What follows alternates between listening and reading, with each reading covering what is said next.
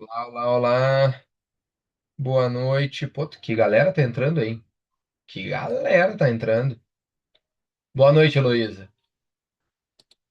Vamos lá então, né, pessoal? O negócio é o seguinte, sem mais delongas, vocês sabem que eu gosto de ser bem objetivo quando a gente vai ir pra pauleira aqui, né? Vamos falar sobre nutrição esportiva na ideia de prática clínica.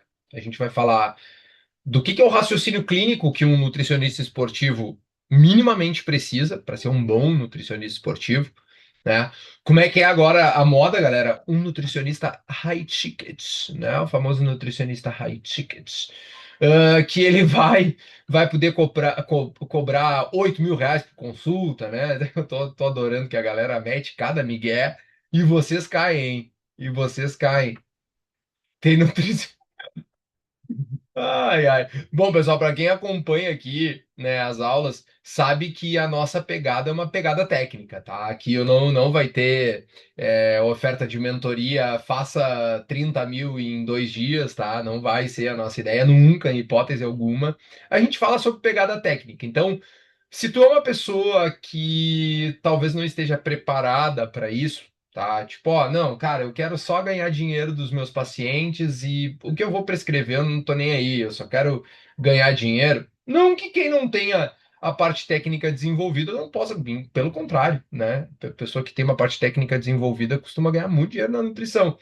Agora, se tu tá só por isso, não é o teu lugar, tá? Aqui a gente vai estudar de verdade.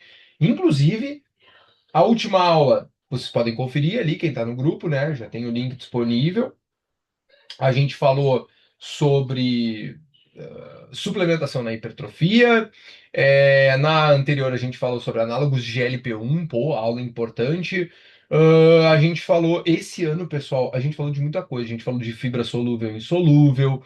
A gente falou de recomposição corporal versus emagrecimento. A gente falou sobre avaliação de composição corporal, obviamente. A gente falou de exames, teve uma aula de exames muito legal também, né, que a gente conduziu. Então, assim, aqui é conteúdo, tá? Aqui é conteúdo. Para quem está me conhecendo agora, meu nome é Fabrício de Grandes, eu sou nutricionista clínico esportivo, com uma experiência bem legal, assim, dentro da prática clínica, né? Eu tenho mais de 5 mil pacientes já atendidos dentro da nutrição esportiva. Além disso, eu sou docente, né? Dou aula tanto na universidade quanto na pós-graduação. Trabalho com a ideia de nutrição esportiva. Isso aí, João. Tanto na ideia de nutrição esportiva quanto na ideia de nutrição clínica esportiva, né?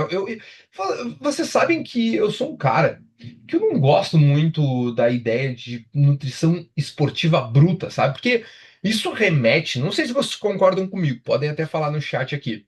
Isso remete a uma ideia meio, tá, só atleta então. Não gosto muito de ir para esse lado, né? Eu sou um cara que eu gosto muito de não, peraí. Se a gente tem metade de uma população que não faz nada, né? Tipo, o que que eu tô querendo dizer com isso? Que são inativos fisicamente, será que a gente não tem responsabilidade com as duas parcelas? Ou seja, quem faz exercício físico e esporte e quem não faz a gente incentiva. Então, pô, uma coisa muito curiosa, né? Por exemplo, amanhã, inclusive, eu vou atender uma gestante. Oh, mas tu não é materno infantil? Sim, sim, mas é uma gestante que, inclusive, todas deveriam fazer exercício físico. Eu não tenho que ter expertise para atender esse tipo de paciente, porque na minha concepção, sim, né? Eu, pelo menos eu vejo muito dessa forma. E, galera, o que que acontece, né? Hoje, hoje, eu defendo muito uma ideia de nutrição e exercício físico. Eu gosto mais da ideia de nutrição. A Lisa até falou, óbvio, eu gosto mais da ideia de nutrição e exercício físico. Bom, e seguindo minha apresentação, então, eu sou formado em nutrição pela UFPEL, também sou formado em educação física pela UFPEL, sou especialista em algumas áreas em comum ali, e também tenho mestrado e doutorado pela UFPEL também, especificamente em nutrição, certo? Então, bora para nossa aulinha de hoje, galera. Bom, o negócio é o seguinte, ao contrário do que muita gente acaba fazendo uma conexão meio óbvia, né, que é, não, então prescrever o cálculos macro. Não, prescrever o cálculo caloria. Não. Gente, a nutrição esportiva, ela me causa até hoje, né, uma percepção muito maior de processo clínico. Gostei desse termo, processo clínico, né? Então, muito mais aquela ideia de trazer o paciente como um indivíduo único e que a gente precisa de fato calcular algo extremamente objetivo para aquele paciente, né? Além disso, falei de objetivo, além disso, entender o objetivo daquele paciente. Uma das coisas que muitos nutris às vezes se confundem no momento da prescrição e deixam a desejar, inclusive pro paciente, é que acabam pecando nisso. Cara, descreve para mim exatamente o que tu quer. Por quê? Eu vejo muita. Eu vou dar um exemplo aqui clássico, tá? A menina chega para mim com 75 quilos. Ela fala assim: eu quero hipertrofia, né? Aí, bom, hipertrofia, cara, cadê meu livro aqui? Eu tenho um livro publicado sobre hipertrofia, né? Normalmente eu deixo ele por aqui, mas que, cara, se tu tá pensando em prescrever dieta voltada para hipertrofia, tu tá pensando num bulk, né? E muitas vezes não. É comum durante o processo de bulking o paciente ganhar peso. Concordam comigo? Né? Não é uma coisa muito anormal assim. Então, cara, tu pergunta pra ela assim: ah, tu tem 75 quilos, tá, beleza, tu quer uma hipertrofia. E quantos quilos tu quer ter? Ah, eu quero ficar com 68. Ué, peraí, não tá batendo. Então imagina se a gente faz o cálculo sem ter exatamente o objetivo que aquele paciente está buscando. Exatamente o objetivo que aquele paciente está buscando. Já pensaram nisso? Né? Então, descrever, porque o que ela quer não era uma hipertrofia, o que ela quer é uma recomposição corporal, é diferente, muito associada com o processo de perda de peso, né? Para isso também a gente tem que entender fase do treinamento, como está estruturado o treinamento. Claro, do meu ponto de vista, muitas vezes acaba ficando um pouco mais facilitado pela minha formação prévia na educação física. Eu tenho uma especialização também em treinamento esportivo, né? Agora, todo nutricionista tem que ter, pessoal, uma conexão muito importante com o profissional de educação física, certo? Porque senão a gente pode estar dando tiro no escuro. Quantos pacientes que chegam para mim, né, descrevem ali, ah, porque eu tô fazendo um treino muito intenso. Aí tu troca uma ideia com o personal, né, daquele cara, talvez não esteja tão intenso assim como ele está pensando, né? Além disso, claro, um modelo de avaliação que justifique o que a gente quer analisar naquele paciente, né? Obviamente, pacientes com obesidade a gente avalia de um jeito, pacientes, até inclusive a aula não é especificamente sobre isso, né? Mas pacientes com uma ideia de recomposição corporal de um jeito, pacientes atletas de outro, né? Mas que essa avaliação faça jus ao que a gente quer identificar, né? Por exemplo, uma coisa que eu tenho observado acontecer muito são pessoas que assustam um paciente com obesidade porque ele perdeu um pouco de massa magra. Tá, peraí, vamos discutir. A perda de massa magra durante o processo de emagrecimento dentro da obesidade não é uma coisa tão incomum assim, né? Por exemplo, é importantíssimo que nós, como nutricionistas, entendamos que um paciente com sobrepeso e obesidade pode perder até 25% do peso total dele perdido proveniente de massa magra e não é um grande alarde. Por exemplo, tem muita gente que não sabe disso, né? As necessidades daquele paciente que se conectam com a prescrição, né? Como assim se conectam com a prescrição? Por exemplo, para mim, galera, para mim, todo o processo prescritivo, ele parte de uma situação muito específica, que é a ideia de adesão. Como assim? Cara, a tua dieta pode ser a melhor do mundo. A melhor do mundo. Se o paciente não fizer a dieta, não faz sentido isso para vocês, né? Então, isso tem que estar conectado. Por exemplo, é... ah, sabendo que vários modelos dietéticos levam a caminhos muito semelhantes, como o jejum leva muito semelhante a low carb, muito semelhante à cetogênica, muito semelhante ao modelo de restrição calórica clássico, será que faz sentido daqui a pouco eu prescrever um modelo alimentar que envolva o jejum para o cara que me fala que acorda às 6 da manhã urrando de fome? Talvez não, né? Concordam comigo? Talvez não. Então, partindo desse pressuposto, também a gente parte para monitoramento e ajustes. O que é um monitoramento? Monitoramento, a gente tem várias formas de fazer. Formas mais automatizadas, formas mais próximas, formas mais grosseiras, digamos assim, né? Como, por exemplo, não digo, não entendam errado a palavra grosseira, né? No sentido de ser uma coisa não tão automatizada ou mais bruta, como, por exemplo, utilizar o WhatsApp, né? Para entender em que modelo está aquele paciente. Eu mesmo utilizo um modelo de monitoramento com os meus pacientes, que ele é um pouco mais automatizado e me gera relatórios para eu entender em que nível tá aquele paciente, né? Então, cara, todo esse processo prescritivo, todo esse processo prescritivo, ele passa não pela mão do suplemento, pelo macro, pelas calorias. Ah, isso não é importante? Óbvio, é extremamente importante, mas ele parte totalmente da demanda que aquele indivíduo, que aquele paciente precisa. Beleza? Beleza? Então, o suplemento, né? Ele, por exemplo, é uma última etapa do raciocínio, né?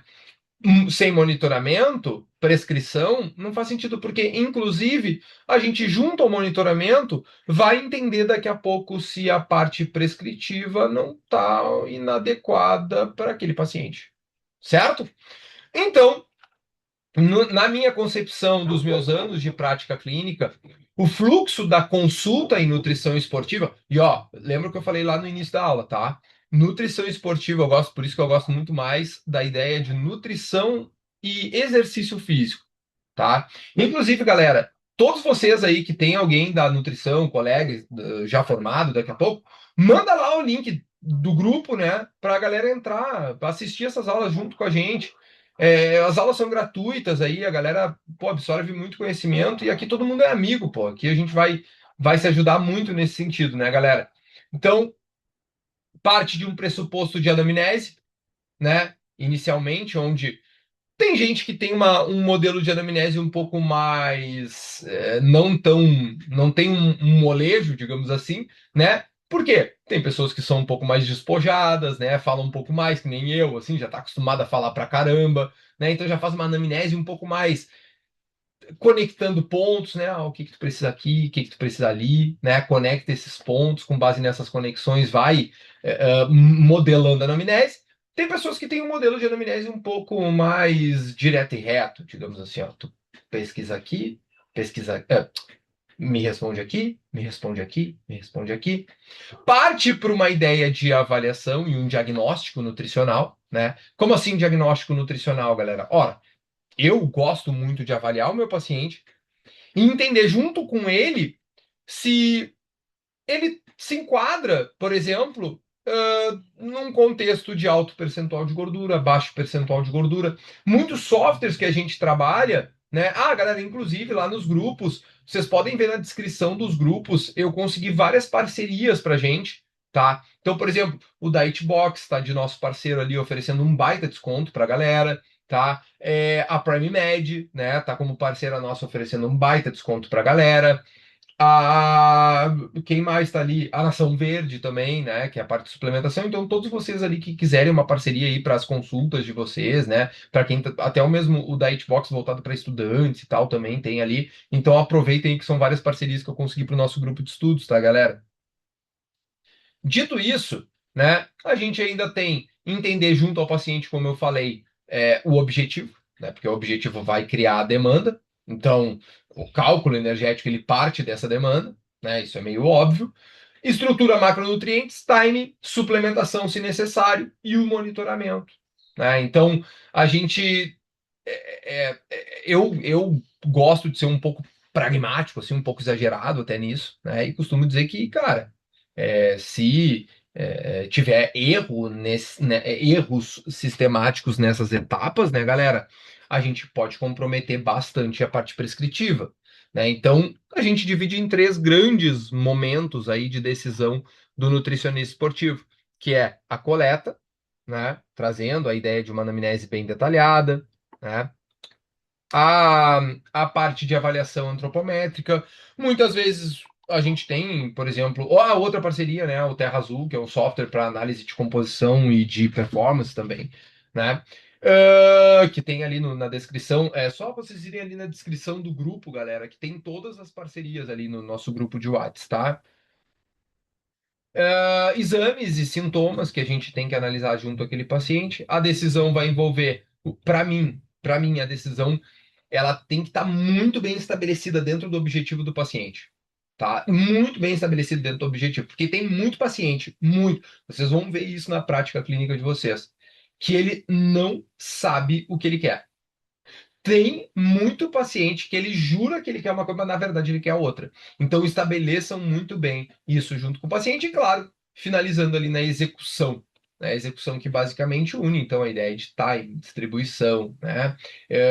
E ajustes contínuos dentro da estratégia alimentar. O que que vocês precisam saber de fato antes de calcular uma dieta? Então vamos lá.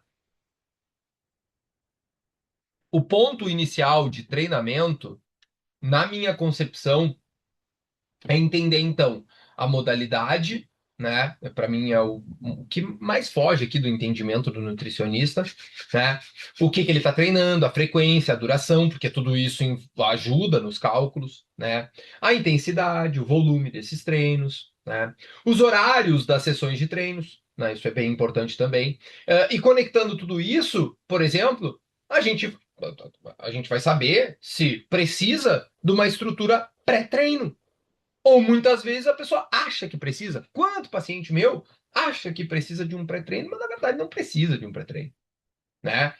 Ou, por exemplo, ele consumir 2 horas ou 1 hora de estudo treino não vai fazer diferença nenhuma.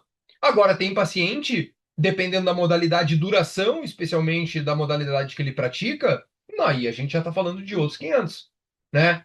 Rotina, especialmente quando a gente vai calcular ali nível de atividade física, né, para a galera que utiliza os cálculos ali dentro dos softwares, né, como o Dietbox. Por exemplo, hoje a gente tem classificações que permitem, com base no número de passos que a pessoa dá, a gente estimar o nível de atividade física. E muitos pacientes nossos vão ter um número de passos que eles dão, é ou não é, dentro dos reloginhos, né? Então, assim, claro, dentro da parte de nutrição e clínica, né? Preferências. Cara, uma coisa assim, ó, que eu não abro mão de saber exatamente, obviamente, respeitando um lado ético. Eu nunca, eu pergunto pro paciente se ele já consultou com nutricionista, mas jamais que eu vou querer saber quem é o nutricionista, ou mesmo, né? Não vou querer saber, mas eu quero saber qual foi a experiência dele. Inclusive, ó, insight rapidinho aí para vocês. Aquele paciente que chega falando mal do outro nutricionista, de cara, muito provavelmente ele vai fazer isso contigo também. Tá? Então, cuidado, tá? Já trago essa bomba aí para vocês, tá? Já trago essa bomba aí para vocês. E claro, o estado clínico, né? Então, lesões prévias, sintomas, medicações que está sendo utilizado, né? Ó, olha só que loucura isso. Tem muito paciente dentro da prática de nutrição esportiva que chega já na ideia, eu quero uma cafeína, eu quero um pré-treino, eu quero um estimulante. E aí tu vai ver, o cara, mas meu bruxo, tu tá utilizando um controlador de pressão arterial aqui. Por quê? Porque eu tenho pressão alta. Pô, eu já tava te prescrevendo aqui 10 gramas de cafeína. Pode dar problema, tá? Inclusive, vamos lá, creatina é segura, vitamina D é seguro, é segura, beta-alanina é segura, vitamina C é segura. Tá, beleza. Quando a gente fala de segurança de suplemento, pessoal, a gente está falando de doses preconizadas em pessoas saudáveis. Por exemplo, uma pessoa que tem doença renal crônica, ela não pode fazer exercício? Pode fazer, vai cair na nossa mão. Ela é uma pessoa saudável. Uma pessoa que tem, deixa eu pensar, um histórico prévio de doença cardiovascular, ela não pode fazer exercício? Pode, vai cair na nossa mão. Será que a gente não tem que investigar quais medicamentos ela usa? Será que não tem conexão entre o modelo dietético, saúde cardiovascular, suplementação? Será? Né? Será que a gente pode dizer que qualquer modelo dietético é seguro? que especialmente a gente só sai dizendo a creatina é segura. Tá, é seguro. Mas quando a gente fala de um suplemento como nível de segurança, o que a gente está atestando, na verdade, é que esse suplemento é seguro, como eu falei, nas doses preconizadas para pessoas saudáveis. Quem não lembra aí? A galera utilizava a creatina de cavalo. Quem é que lembra dessa? Né? E, obviamente, né, galera? A gente sempre entendendo, fazendo uma, até trouxe ali uma avaliação prévia, né, do peso, né, especialmente eu gosto muito de saber o peso máximo atingido da pessoa. Por que que eu gosto de saber o peso máximo atingido da pessoa, galera? Porque hoje a gente tem como classificação, inclusive proposta dentro da ABESO, né, que é a classificação de obesidade controlada, obesidade reduzida, obesidade inalterada. Já teve aula disso, inclusive aqui no grupo, né? Não acredito que vocês perderam, mas essa aula foi muito massa mesmo, assim, né? Aula de novas classificações da obesidade, né? Que é uma coisa muito importante, a gente saber o peso máximo atingido na vida, né? O peso máximo atingido na vida, né? Além disso, análise, para mim, assim, nutricionista não tem discussão, tem que fazer análise de composição corporal sempre. Nutricionista tem que fazer análise de composição corporal sempre, beleza? Porque o peso, é óbvio, né? Aquela figurinha lá comparando, como é que é? O cara mais forte, o cara mais gordinho, assim, aí os dois com o mesmo IMC, isso é meio óbvio, né? Mas numa ideia de análise de composição corporal real daquele paciente, né? Inclusive, isso faz parte do tratamento num gerenciamento de expectativas extremamente importante. Por quê? Porque eu adoro citar esse exemplo, tá, pessoal? Adoro citar esse exemplo, que teve uma vez uma paciente, né, que ela subiu na balança, ela iniciou o processo com 72 quilos. Aí, em 40 dias, ela subiu na balança e deu 68 quilos, tá? Cara, ela olhou pra minha cara e fez assim, nunca vou me esquecer. Tipo, eu, não, peraí. Não, não, não, peraí, não entendi. Não entendi. Tu perdeu 4 quilos, tu tem 72 quilos, tu perdeu 4 quilos em 40 dias e tu achou ruim? Não, não entendi. O que tá acontecendo aqui? Achei.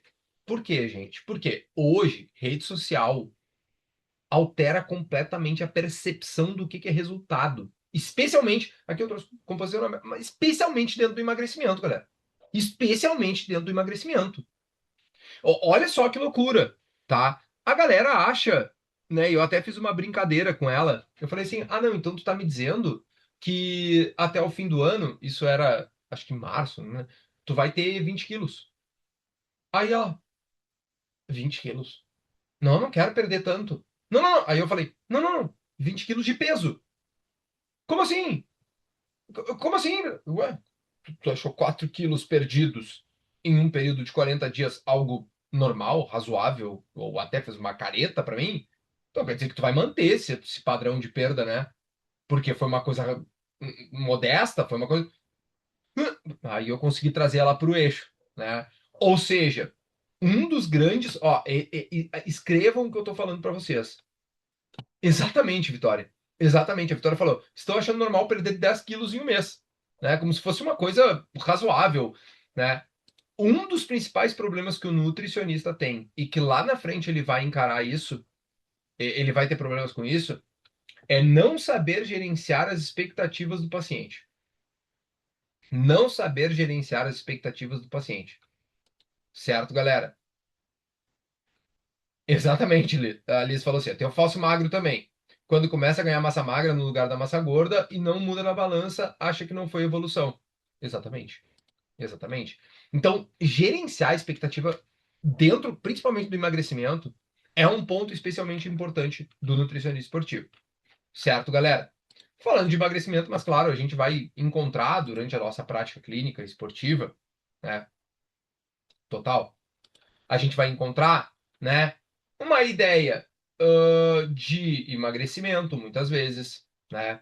Uma ideia de recomposição, uma ideia de hipertrofia, uma ideia de performance. Muitas vezes o paciente quer juntar tudo isso e depois ainda fala que quer ter mais saúde, etc, né?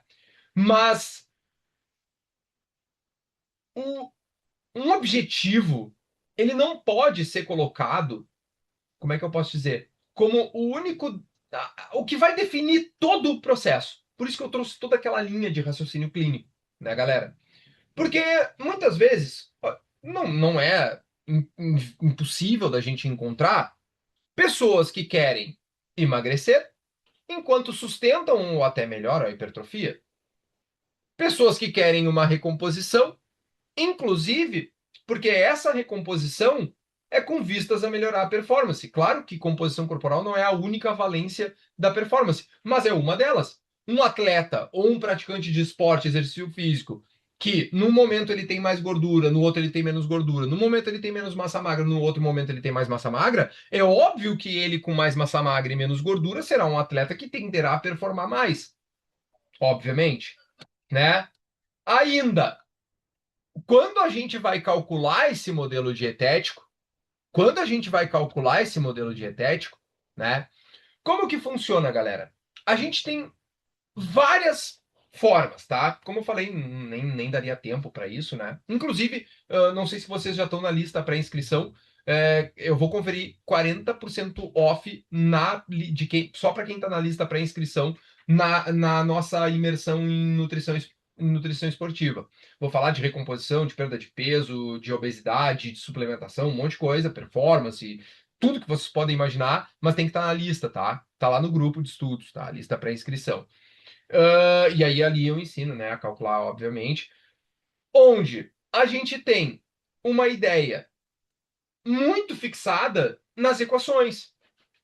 Então, ah, eu até tinha uma professora na época do doutorado que ela falava uma lógica que, claro, eu achava que ela era um pouco radical nesse sentido, mas a lógica dela fazia sentido, tá? Se a gente tem viés nas estimativas de composição corporal e a gente usa a composição corporal muitas vezes para calcular gasto energético. Por exemplo, Cunningham, Tinsley, né, são fórmulas que utilizam. E as próprias fórmulas já têm viés. Imagina o tamanho do viés que tem calcular gasto energético. Eu concordo em partes, mas não dá para excluir os cálculos de gasto energético só por causa disso. O que a gente faz é, beleza, tá, entendo que tem, de fato, ali um como é que eu posso dizer, né? É, um viés atribuído. Mas uma das coisas que eu gosto, inclusive oriento os meus alunos a fazerem, é que, cara, faz o seguinte: usa as equações, calcula com as equações, né?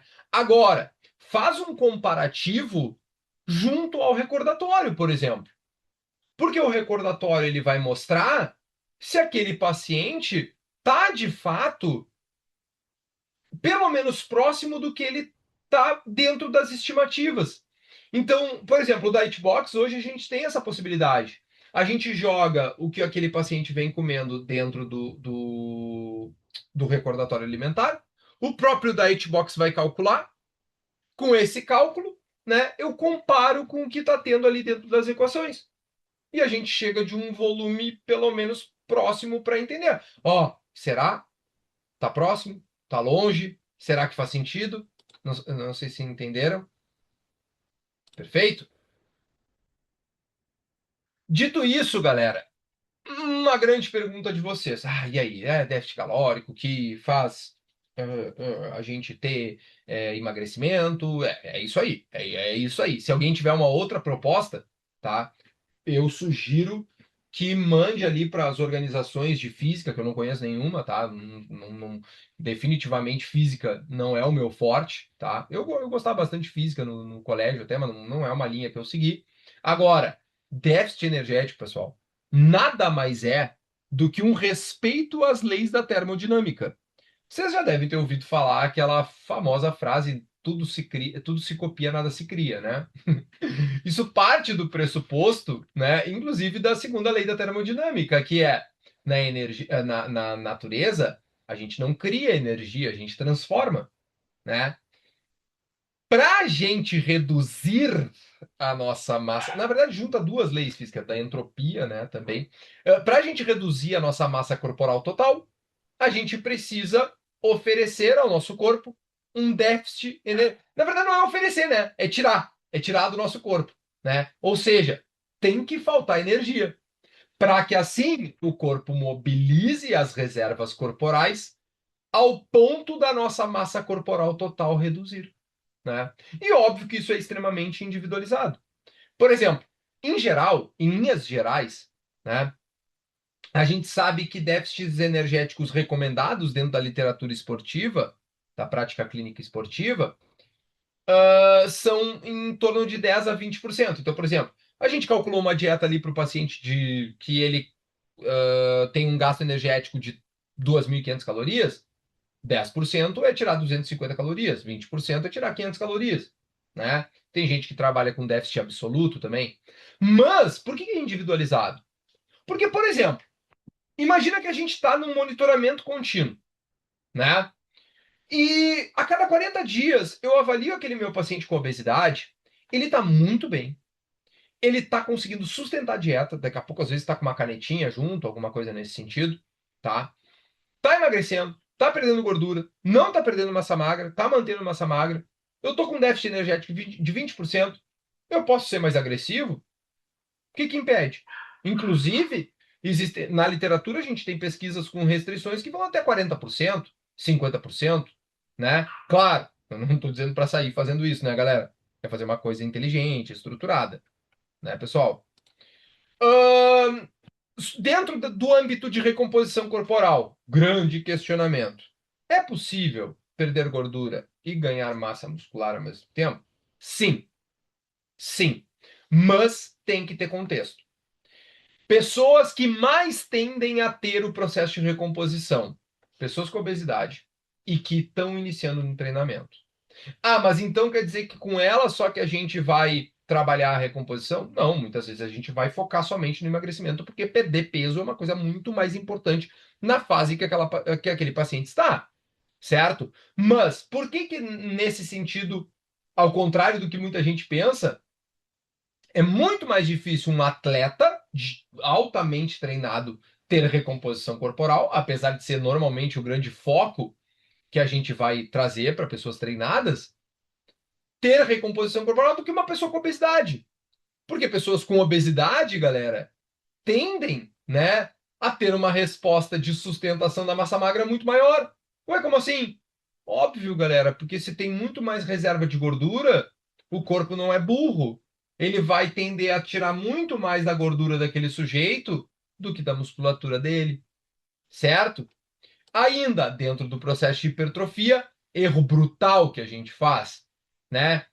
Mais caloria não é automaticamente mais músculo, tá? Muita gente confunde superávit calórico como jogar, quem lembra, quem é mais das antigas vai lembrar aí do Lee Priest, né?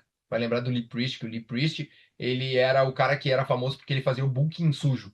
Ele ganhava um monte de peso, aí ele ia lá e do nada descia a lenha nas bombas e perdia um monte de peso, ficava todo trincado, né? Ele fazia um bulking sujo, mas, gente, fazer isso com um paciente aleatoriamente eu acho que é um pouquinho perigoso, né? Porque é muito provável que ele vai responder mal. Então, assim, pessoal, mais caloria não significa automaticamente mais músculo. Existem cálculos específicos dentro do bulking, dentro da hipertrofia, mais especificamente que correlacionam tempo, a experiência do indivíduo com o superávit calórico. Quanto mais experiente, olha que curioso, ó, quanto mais experiente, menor será o superávit. Ora, óbvio, porque quanto mais iniciante, maior será a resposta hipertrófica dele, é sempre assim, certo? Dentro das proteínas, agora, quem é que está acompanhando aí as polêmicas, galera, das proteínas e longevidade? Vocês estão do lado de quem? Eu acho isso muito boa, né? Eu acho muito bom. A galera tá discutindo. Ah, eu tô do lado de não, do Dudu. Eu tô do... E são sujeitos completamente.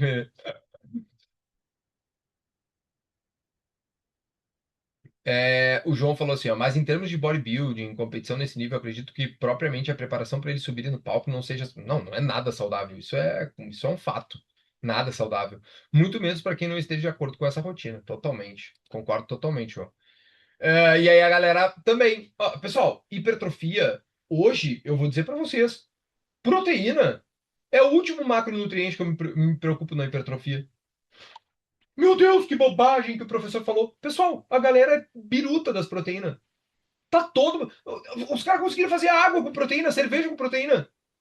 Tá todo mundo é só proteína, proteína, proteína. Então, assim, ó, paciente chega. Claro, né, pessoal, respeitando uma questão social, a gente sabe, por exemplo, no Brasil, né, que as pessoas de menor poder social, a gente sabe, né, que não tem um consumo proteico adequado, tá? A gente sabe disso. Agora, dentro do contexto de prática esportiva, as pessoas que fazem exercício estão no mundo fitness, o último macronutriente que eu me preocupo é a proteína. Todo mundo consome proteína, muita proteína.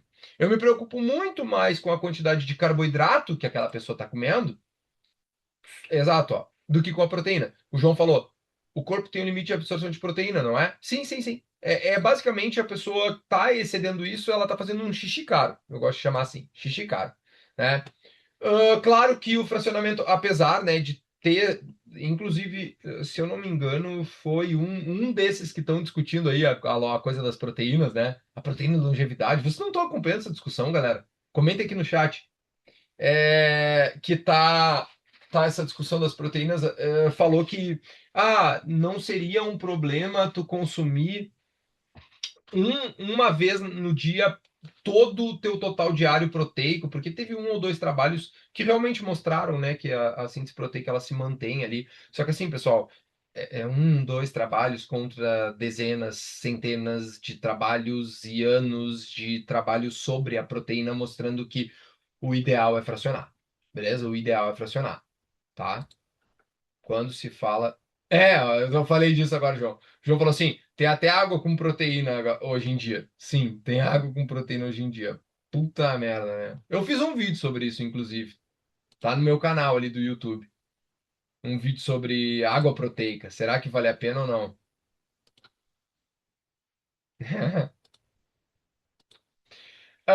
Então, ainda, né? Aí agora entrando no lance da performance também. Uma coisa que eu vejo muito dentro da nutrição esportiva. O cara, eu tô usando carbogel. Tá, filho, mas tu corre. Eu corro durante 15 minutos. Não, que isso? Tu não precisa de carbogel. Como assim não precisa? Não, não é que tu não precisa, não vai fazer nada. Na verdade, só vai te dar caloria extra. Não dá nem tempo de tu oxidar aquela glicose. Agora, nós podemos estar falando de duas pessoas totalmente diferentes, né? Uma pessoa que é ativa, né, tem uma demanda glicolítica ali, por exemplo, na musculação, faz um pouquinho de cardio. E a gente pode ter um outro paciente, né? Um paciente que muitas vezes a sessão de corrida dele vai a 120 minutos. Mesmo com a mesma pesagem, essas duas pessoas vão ter uma demanda, uma necessidade de carboidrato, especialmente ao longo do dia, desculpa, não só ao longo do dia, mas especialmente intra-treino, nossa, totalmente diferente. Totalmente diferente. Inclusive trouxe aqui, ó, podem dar um print aí, pessoal. Essa tela aqui trazendo faixas práticas que a gente tem segundo as recomendações do ISSN, do American College, né? Bom, isso aí eu não preciso dizer para vocês, eu sempre trago as melhores e maiores recomendações científicas que a gente tem atualmente, né? Não são prescrições universais, né? Obviamente, mas normalmente a gente vai trazer para uma ideia mais ou menos nessa levada quando fala de performance, tá? Quando fala de performance, beleza? Timing, né? Então, a gente falando de performance, sim. Essa é uma confusão muito curiosa, inclusive. Hoje tem muito paciente meu que eles perguntam o seguinte: o meu pré-treino tá bom? Cara, o pré-treino de uma pessoa que faz musculação uma vez por dia, cerca de 40 minutos, e uma corrida de 20 minutos, sei lá, que é uma coisa que a maioria da população faz, ele é uma coisa insignificante. Insignificante. É sério. Porque dentro do modelo da rotina, aquele pré-treino, ele não é o que vai fazer criar a demanda, a oferta para aquele paciente de glicogênio. Até porque a gente tem duas situações, duas questões situacionais. Uma é que, por exemplo, a musculação, ela não tem uma depressão de glicogênio que justifique, por exemplo, tu controlar o timing de carboidrato. E dois, que muitas vezes agora, o pré-treino, tá, mas esses dias eu vi um vídeo, inclusive, vocês devem ter visto o vídeo, né? A pessoa, com todo respeito, né? A figura da pessoa, não é isso que eu tô querendo dizer. Mas a pessoa claramente com excesso de gordura, fazendo uma musculação e comendo doce. Doce de leite. Doce de leite durante o treino. Ah, para oferecer. Não, não dá nem tempo de fazer isso. Agora, é totalmente diferente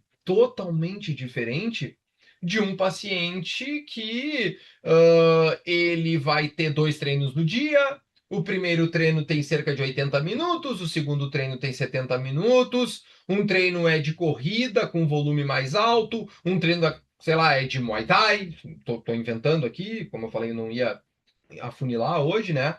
Mas entenderam a diferença, certo?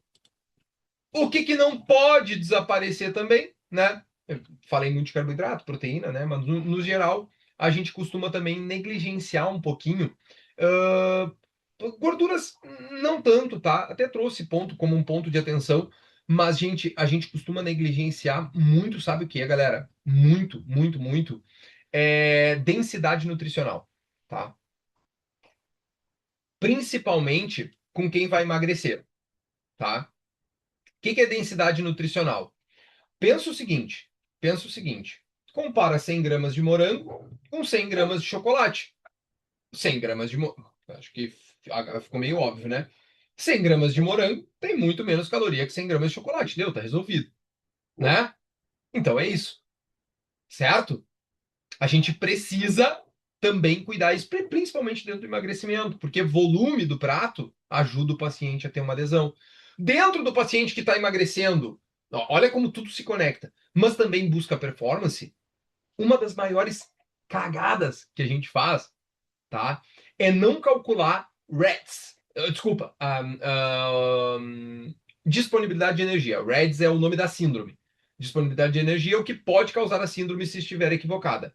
O que que é o REDS? Né? Até na imersão, obviamente, eu explico exatamente, a gente calcula ali no quadro, ali bonitinho.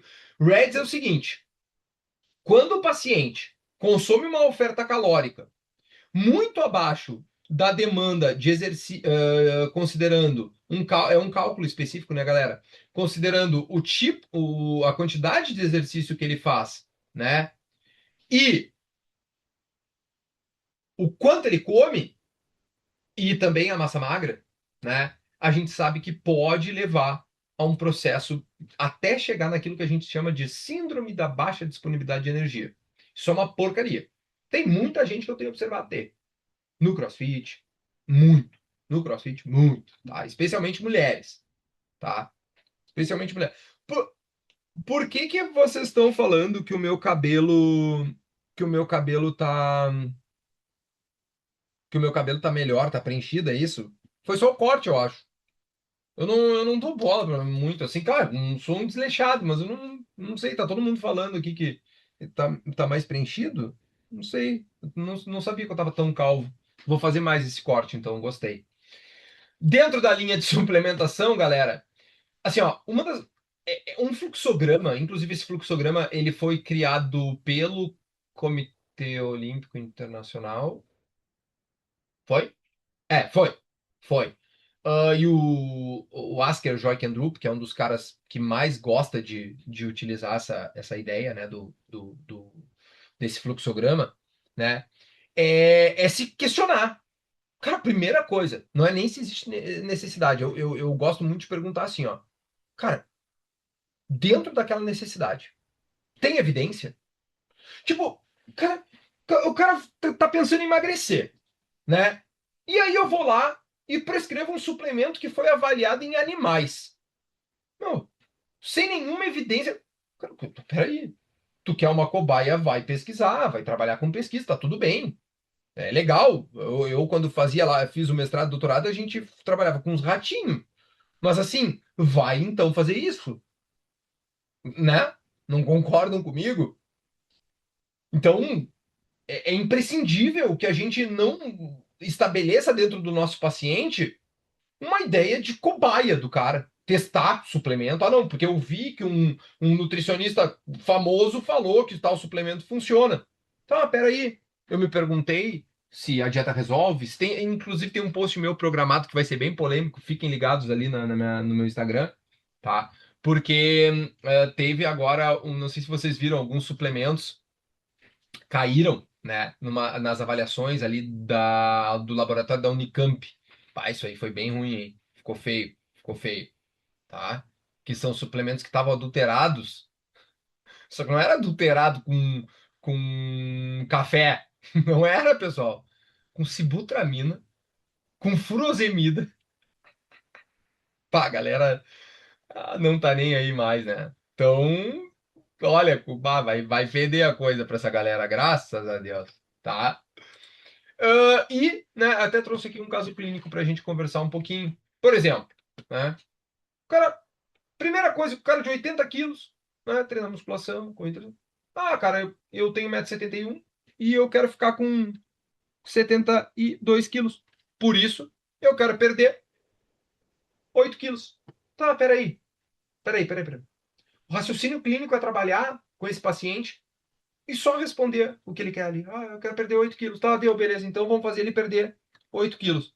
Tá, mas eu fiz essa análise de composição. Será que hoje, no modelo de treinamento que ele tá, com um volume alto, como vocês estão vendo, faz sentido eu jogar essa perda? Será que faz sentido? Né? Eu vou calcular. E aí, disponibilidade de energia? Como é que eu vou trabalhar a distribuição de carboidrato, de proteína? Suplementação. Será que faz sentido a creatina nesse cara? Pode fazer. Será que a betalanina pode trazer benefício? Olha, depende. Essa corrida, ele está pensando em altíssima competitividade? Ele só quer correr melhor? Porque a betalanina pode te ajudar a performar melhor, mas olha o raciocínio clínico que tu tem que fazer para saber se o teu paciente vai gastar o dinheirinho suado dele ou não. Tá, mas beleza. Quanto por cento a mais isso vai me trazer de benefício para aquele paciente? Então, mostrar. E por que eu tô trazendo isso, tá, galera? Não é só jogar isso ao vento. É mostrar para o paciente que tu se preocupou com isso. Que tu se preocupou em fazer essa estrutura, né?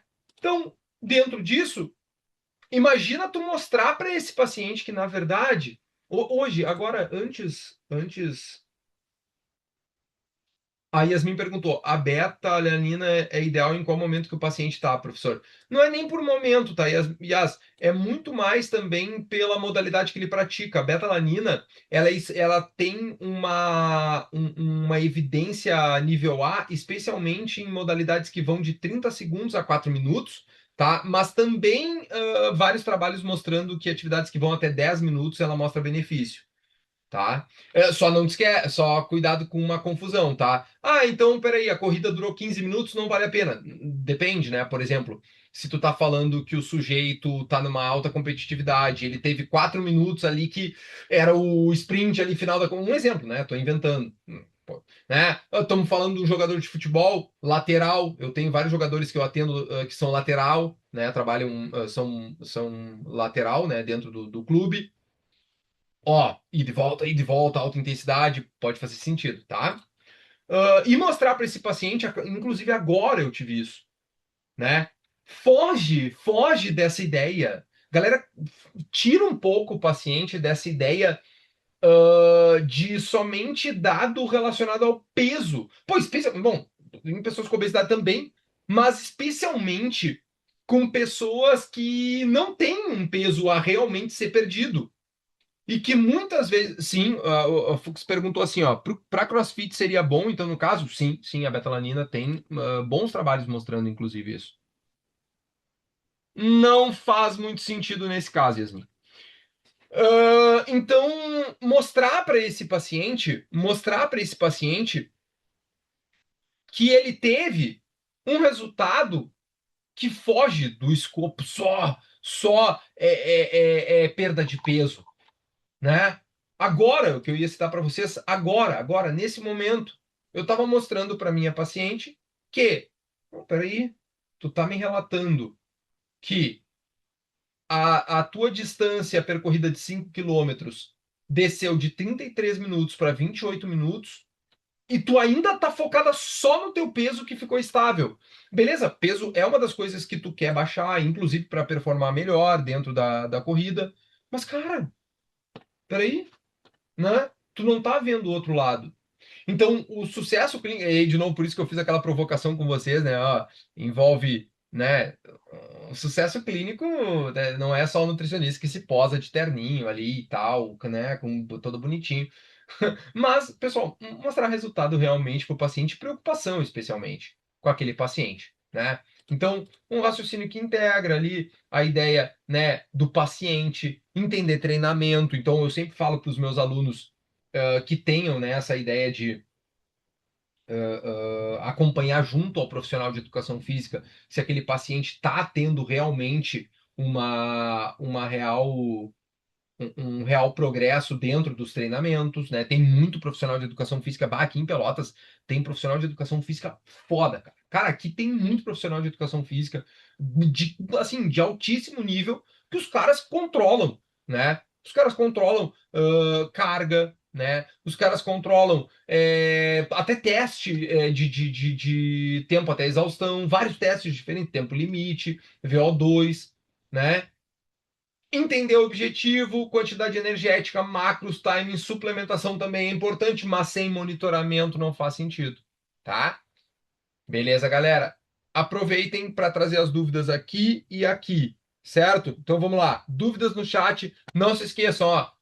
Nossa imersão em prática clínica esportiva, tá? Online, curso online, que ó, eu deixei aqui um QR Code para vocês acessarem o grupo da lista pré-inscrição, porque nessa lista vocês vão ter uma condição de lançamento com 40% de desconto na imersão, tá? Então aponta o celular aqui para esse QR Code e aí vocês podem acessar o nosso grupo pré-inscrição, tá, galera? Vou estar falando sobre prescrição na recomposição, no emagrecimento, na hipertrofia, na performance, obesidade, suplementação esportiva e ainda quem levar dentro, quem tiver dentro do grupo vai levar ainda um bônus, que é um módulo bônus sobre composição corporal por adipometria.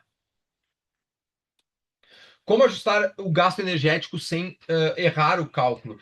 Na verdade, algum grau de erro tu sempre vai ter. Até acho que talvez tenha entrado um pouquinho depois, Júlio. Mas uma das coisas que eu gosto para entender se está fazendo sentido é analisar junto a um recordatório alimentar, tá? Eu gosto muito dessa ideia, tá? Boa noite, Rosa. Eu gosto muito dessa ideia. Então, como funciona? Tu faz um recordatório, tá? Analisa junto ao cálculo e vê se está chegando próximo, tá, galerinha?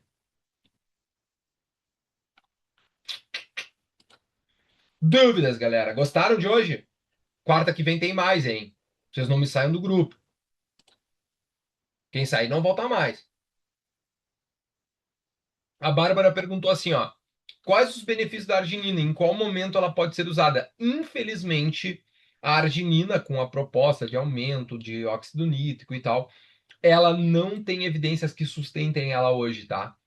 Ela é classificada, inclusive, dei essa aula também, eu já dei aula de tudo para vocês, hein? Ela é classificada como um suplemento de nível C, né? Dentro do nível de evidências da suplementação esportiva. Infelizmente, eu gosto de falar infelizmente porque, cara, suplementação é o que o nutricionista pode trabalhar. Não pode trabalhar com medicamento, mas pode trabalhar com suplementação. Eu gostaria que todos os suplementos tivessem evidência para tudo, né? Mas infelizmente não. A Heloísa perguntou uma pergunta muito importante, né? É preciso tomar suplementos e pré-treino? Ou não é necessário consumir tudo isso? Assim, ó, quando o modelo dietético está estruturado, que é raro, normalmente a pessoa está com o modelo totalmente esculhambado, a suplementação pode trazer benefícios, tá? Pode, tá? Agora, antes de qualquer coisa, tem que ter um modelo dietético estruturado. Já teve aula sobre recursos ergogênicos? Já também. Rafa, tudo que tu pode imaginar. Tá? Mas não se preocupa que eventualmente algumas vão se reprisar, né? Mas como tem muita aula, nem sempre. Mas não se preocupa que vão reprisar, mas já teve, tá? Gosta de cafeína, cafezinho mesmo antes do treino? Eu gosto bastante. Inclusive, tem já trabalhos utilizando somente a cafeína, né? Utilizando somente a cafeína, somente o cafezinho, né? Como um modelo estimulante, porque hoje as recomendações de cafeína elas vão de 3 a 6 miligramas por quilo de peso para performance. Porém, tem alguns trabalhos que, mesmo em doses mais baixas, pô, pena que o Rafael Genar, que é um colega meu da nutrição, saiu aqui da live, mas ele poderia ajudar bastante, que ele é um cara que pesquisa bastante a cafeína. Na ultramaratona, as recomendações mudam da corrida normal? Sim, Gabriel. Sim, totalmente. Totalmente. Eu tenho pacientes de ultra, tenho pacientes também da. Eu adoro cross country também, que é muito forte, assim. A Beatriz perguntou: na imersão vai ter conteúdo sobre como podemos ver se o suplemento é bom? Sim, sim. Manda bala porque vai ter, tá? Eu não entendi muito bem sobre a síndrome e o REDS. Um desafio que estou tendo enquanto estudante é conseguir bater todos os micros com maestria, mesmo com o cardápio alimentar semanal de segunda a domingo. Para bater micro é fruta, vegetal e legumes. Se jogar com fruta, vegetal e legumes, a gente consegue. Eu sei que é difícil, mas chega ali em bater mico. Sobre a Reds que tu perguntou, Isabel, o que que acontece, tá? É, Reds é uma abreviação para síndrome de baixa disponibilidade de energia, tá? Essa síndrome, ela basicamente diz o seguinte: o paciente, atleta, esportista, praticante de esporte, de exercício, ficou tanto tempo com baixa oferta calórica que ele adquiriu uma síndrome que muitas vezes pode ser uma síndrome que leva. Talvez muitos de vocês já tenham ouvido falar da tríade da mulher atleta, né? É literalmente uma tríade, né? Baixa oferta calórica, irregularidades menstruais e osteopenia, até mesmo uma osteoporose, né? Problemas relacionados ao metabolismo do cálcio, né? Esse é um dos problemas que pode acarretar, é muito observado em mulheres, né? Muita gente, a mulher com gominha. Tipo, beleza, se foi construído ali uma definição dessa mulher com uma estratégia por trás, ok. Agora, se foi só definhando ela, vai dar problema em algum momento. Homem também apresenta, né? Inclusive, homens, às vezes, mantendo uma baixa disponibilidade de energia durante 5, 6 dias, já tem trabalhos que mostram redução de testosterona, por exemplo, né? Redução de hormônios importantes. E o que que leva a REDS, né? Para tu entender, é justamente a disponibilidade de energia. Quando a disponibilidade de energia ela é baixa, como é que a gente calcula isso? A gente pega quanta caloria o cara está comendo, quanto ele gasta em exercício físico, né, tá? Então pega ali, ó, ele consome 2.000 calorias. Gasta, e aí vários, até a galera que não é da nutrição vai saber calcular isso, né? Vários reloginhos ajustam isso, né? Mas pega assim, ó, quantas calorias ele está consumindo? 2.000 calorias por dia, tá? E ele gasta em exercício 500 calorias, tá? Então, ó, 2.000 menos 500, 1.500, beleza? E a gente divide pelos quilos de massa magra desse sujeito. É um cálculo oferecido pelo Comitê Olímpico Internacional, inclusive os leigos podem fazer também, né? Onde, se esse cálculo ele fica abaixo de 30, então quer dizer que o paciente está em risco de desenvolver a síndrome, tá? Beijos, galerinha. Por hoje é isso. Vamos lá, que temos que cuidar de filho. Faz parte. Tá, galera? Beijão.